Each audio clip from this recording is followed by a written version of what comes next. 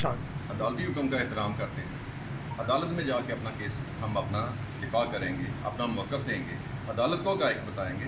लेकिन मैं सिर्फ अपनी कौम के लिए बताना चाहता हूँ कि आपने इलेक्शन कमीशन पे, मुझ पे नहीं, मेरी पूरी टीम पे एतमाद किया था।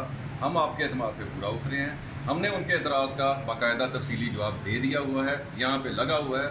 इनके अलावा, इन चारों के अलावा और भी एतराज़ कुनिंदगान थे, उनके भी लगे हुए हैं। सबके फैसले यहाँ पे डिस्प्ले कर दिए थे हमने।